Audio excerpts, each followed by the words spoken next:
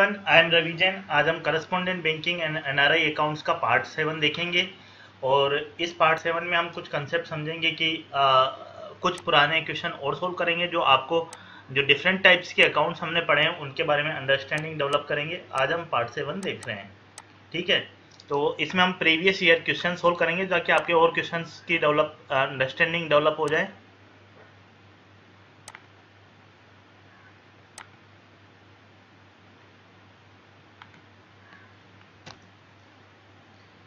तो आज हम एक नए क्वेश्चन सोल्व करते हैं और ये हम क्वेश्चन सोल्व इसलिए कर रहे हैं क्योंकि कोई भी एग्जाम हो, बेसिक कंसेप्ट ये है कि एग्जामिनर जो भी होता है, पेपर बनाने वाला पेपर सेटर होता है, वो क्या करता है, कोई भी एग्जाम होगा तो उसका सिलेबस देखेगा, उसकी कोई रेफरेंस बुक होगी वो देखेगा और ओल्ड पेपर जरूर देखेगा कि भाई पिछली बार क्या क्वेश्चन पूछे गए थे। वो क्वेश्चन उसी के सराउंडिंग उसी की तरह के क्वेश्चन बनाएगा।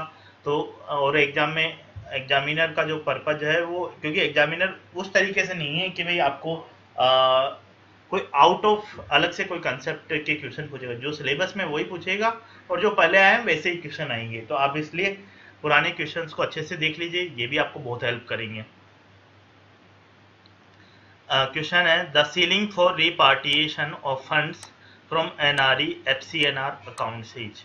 तो ये जो अकाउंट है ये कौन सा है, एनआरई और एफसीएनआर अकाउंट है। इसमें से सीलिंग के लिए क्या सीलिंग है, ये है 25 lakh, $1 million, 100 lakhs, no ceiling. ये चार ऑप्शंस इसको आपको दिए हुए हैं। तो इसको आपको अगर आपने कंसेप्ट ध्यान से पढ़ा है तो आप बोल सकते हैं कि भाई एनआरओ में कुछ सीलिंग है, एनआरई और एफसीएनआर में जो टोटल जो भी अमाउंट होती है वो नॉन रेजिडेंट इनकम पार्ट होती है, उसकी नॉन रेजिडेंट वाला पार्ट ही होता है। तो आप उसको वापस रिपेट्रिएशन कर सकते हैं, रिपेट्रिएशन अलाउड है फुल, कोई सीलिंग नहीं है। एनआरओ में $1 मिलियन है, तो इसमें आंसर क्या हो जाएगा, नो सीलिंग हो जाएगा। पर अगर आपको इसको एग्जाम में भी करना हो तो ये जो ऑप्शन है ना 25 लाख और 100 lakhs, ये तो हो ही नहीं सकती ना सीलिंग डिफाइन। सीलिंग डिफाइन होगी डॉलर वगैरह में, तो या तो $1 मिलियन होगा या नो सीलिंग वाला ऑप्शन होगा। पर ये दोनों अकाउंट इसमें दिए हुए हैं तो आप कंफ्यूज मत होइए, क्योंकि दोनों अकाउंट एक जैसे हैं तो इनमें कोई सीलिंग नहीं होगी और ऑप्शन ये ही होगा, ये भी नहीं होगा। तो जो हमने एक टेक्निक पिछले वाले में पढ़ा था कि ऑप्शन एलिमिनेशन, आप उस पर भी काम करते रहिए तो आपको क्या होगा कि एग्जाम में आप अच्छे से ज़्यादा और पॉजिटिव क्वेश्चन कर पाएंगे। क्योंकि अपना जो टारगेट है कि वो अपन को मैक्सिमम पॉजिटिव करना है, पर मिनिमम 50 पॉजिटिव तो करने ही करने हैं। मिनिमम 50 पॉजिटिव आपको करने हैं, तो आप वो कर पाएंगे अगर आपको ऑप्शन एलिमिनेशन वगैरह भी टेक्निक्स पता है।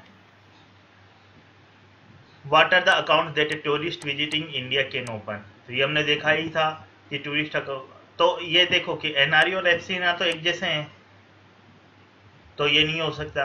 Both A and B, NRO और एनआरई दोनों तो खोल ही नहीं सकते, क्योंकि दोनों तो अकाउंट ही अलग टाइप के। तो आंसर क्या हो जाएगा, एनआरओ अकाउंट। अगर आपने मान लो पूरा भी नहीं पढ़ा है, आपको तो आइडिया नहीं है कि कौन से को, तो क्या या तो बोथ बी एंड सी होता ऑप्शन डी, तब तो ठीक था। तो एनआरई और एफसीएनआर तो एक जैसे अकाउंट है, ये नहीं खोल सकते। तो आंसर क्या हो जाएगा, एनआरओ अकाउंट। ये हमने पढ़ा भी था कि टूरिस्ट विजिटिंग इंडिया जो वीजा पे आ रहे हैं वो भी क्या कर सकते हैं, एनआरओ अकाउंट खोल सकते हैं, क्योंकि उसमें रेजिडेंट और नॉन रेजिडेंट दोनों पार्ट इन्वॉल्व है।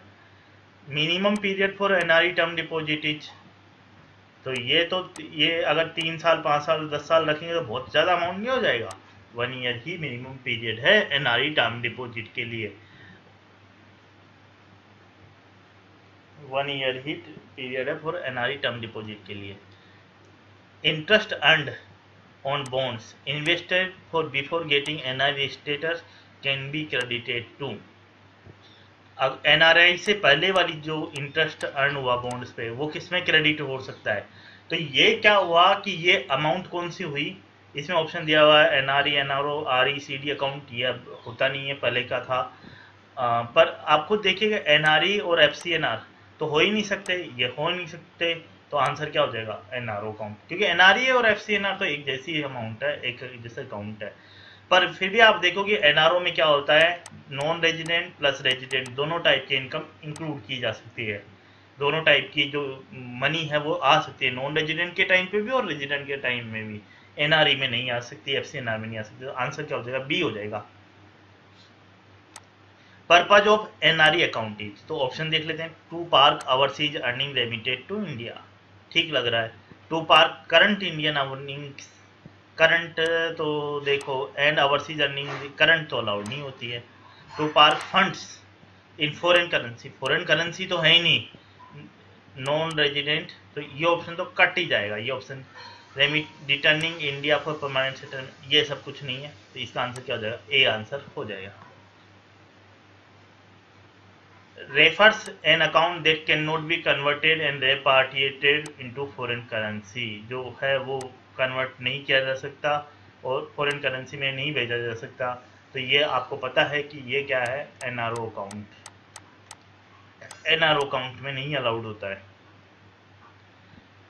Joint account can be open with resident, तो जॉइंट अकाउंट तो किसी में भी, एफसीएनआर में भी खोल सकते हैं, एनआरई में भी खोल सकते हैं, एनआरओ में भी खोल सकते हैं, पर ये जॉइंट अकाउंट किस पे बेस पे खोलना पड़ेगा, फॉर्मर और सर्वाइवर बेसिस पे। तो सभी में अलाउड है, सभी में अलाउड है जॉइंट अकाउंट ओपनिंग, तो आंसर क्या हो जाएगा, any one of the may be remitted by a NRI or PIO from the balances of NRO account in a financial year subject to declaration is, तो अपन को ऊपर ये देखो, ये जो है ना सब आंसर यूएस डॉलर में, तो ठीक है। अब ये जो मिलियन ट्रिलियन है ना, यही इन दोनों में से आंसर है। और यूएसडी 1 मिलियन आपको ध्यान रखना है कि भाई 1 मिलियन है, ये 2,50,000 भी बहुत ज़्यादा हो जाएगा। आपको कितना लेना है, 10 लाख लेना है, 1 मिलियन का मतलब 10 lakh. Interest earned on which exempted from tax, तो इनमें से किस में भी जिस अकाउंट में टैक्स नहीं लगेगा, तो इंटरेस्ट अर्न्ड जो होता है अपन को पता है कि भाई इनमें क्या होता है कि उनको पता है कि भाई ये जो इनकम है वो फॉरेन वाली इनकम है, फॉरेन वाली जो इनकम होती है प्योरली फॉरेन वाली, उन दोनों में। तो आप देखोगे कि अगर आप बी सी ये दोनों सही होंगे, ये ऑप्शन डी है, एनआरओ नहीं है। When the foreign nationals employed in India maintain residence account with an authorized dealer,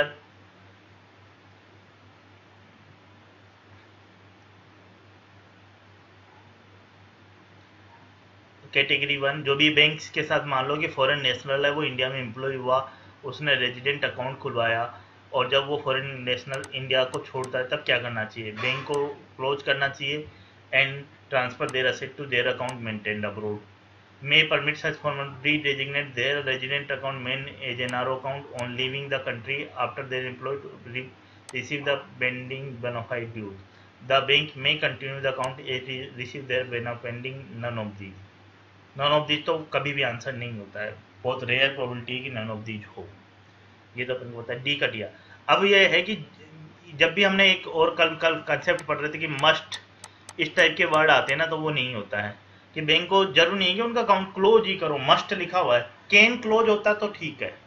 अब यहाँ पर जैसे मे लिखा हुआ है ना, तो बी और सी दोनों में से ही एक आंसर है। अब ऐसे भी अगर आपको ज़्यादा भी पता नहीं हो ना, तब भी आप ये क्वेश्चन कर सकते हो, जब भी ऐसा ऑप्शन जो कि बिल्कुल बोले कि मस्ट है, नहीं मस्ट जरूर नहीं, ये कर सकते हैं, पर ये क्या बोल रहा है कि मे परमिट कि भाई वो रेजिग्नेट कर दे अपने जो अकाउंट है उसको एनआरओ अकाउंट में, और ताकि उनके पास जो पेंडिंग बेनिफिट ड्यू है वो बाद में आते रहें। तो ये क्योंकि पेंडिंग मान लो यहाँ पर ड्यूज बाकी है, तो वो नहीं आएंगे, कि नहीं आएंगे। C may continue the account as it is to enable them to, continue तो करना है पर डेजिग्नेट कैसे करके करना है, एनआरओ अकाउंट की तरह डेजिग्नेट करके करना है, तो आंसर क्या हो जाएगा, बी हो जाएगा। What is status of taxability in case of FCNR B account, FCNR B में क्या होता है कि जो इनकम में है वो भी इनकम टैक्स है, और बैलेंसेज है वो भी वेल्थ टैक्स परमिटेबल है, टैक्सेबल तो है ही नहीं, टैक्सेबल तो है ही नहीं, तो both A and B, D answer हो जाएगा।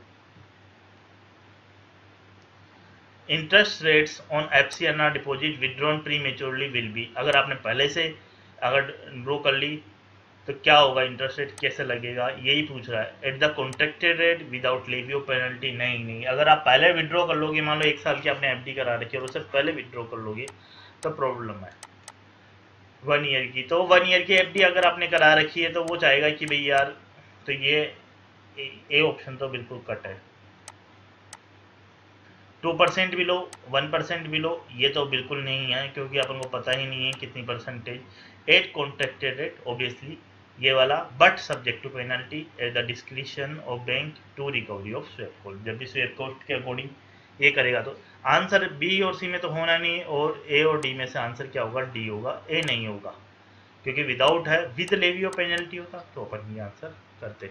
ठीक है, तो थैंक यू वेरी मच। आज हमने इसके पूरे क्वेश्चन कर लिए। अब हम आगे इलेक्ट्रॉनिक मोड ऑफ ट्रांसफर देखेंगे कि पेमेंट ट्रांसफर के क्या क्या मोड होते हैं, उनको हम अगले पार्ट में लेंगे। Thank you very much. अगर आपको ये चैनल पसंद आया हो तो आप जरूर लाइक करिए, लाइक शेयर एंड सब्सक्राइब।